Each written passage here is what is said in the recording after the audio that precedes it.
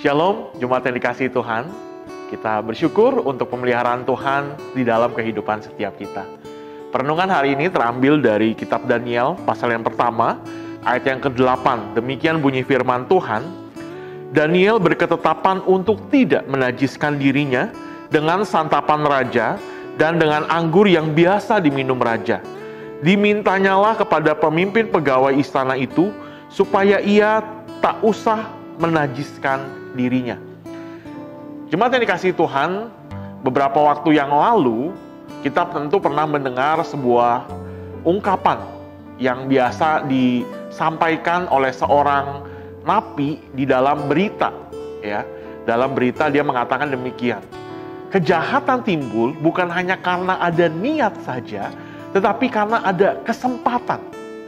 Kejahatan timbul bukan hanya karena ada niat saja, tetapi karena ada kesempatan. Kita seringkali hidup di tengah-tengah dunia yang tidak mengenal Tuhan, dunia yang penuh dengan dosa dan kegelapan, seringkali menawarkan kita, menempatkan kita pada kesempatan-kesempatan yang membuat kita tergoda untuk melawan perintah Tuhan atau tidak mengikuti apa yang Tuhan tetapkan bagi setiap kita. Itulah yang dihadapi oleh Daniel di dalam Daniel yang pertama ini. Daniel pasal pertama ini. Daniel diperhadapkan dengan sebuah kesempatan.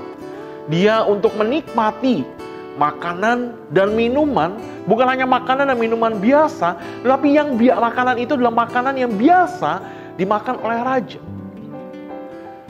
Dan di tengah-tengah raja yang pada waktu itu makan dan minum itu adalah makanan yang seringkali tidak sesuai dengan apa yang diperintahkan Tuhan di dalam hukum-hukum Taurat.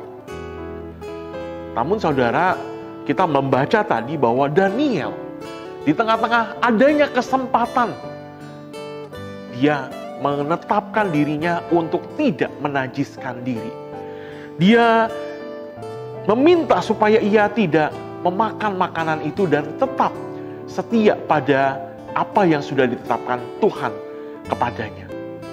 Jemaat yang dikasihi Tuhan, banyak kesempatan yang seringkali datang dan menawarkan kepada kita, menggoda kita untuk melawan kehendak Tuhan.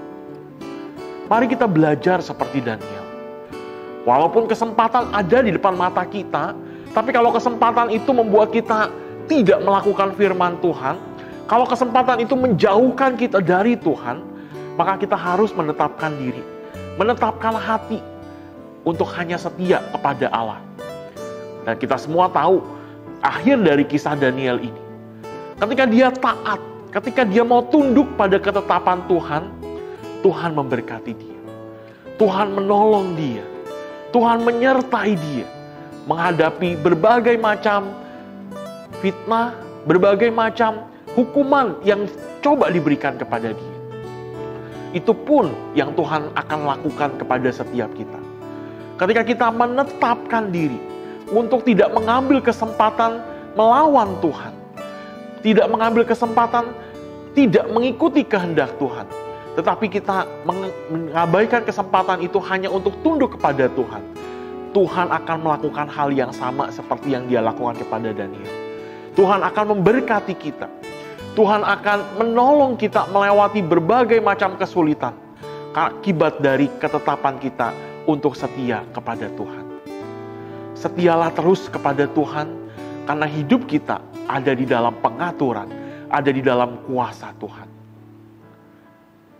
Tuhan Yesus memberkati kita sekalian.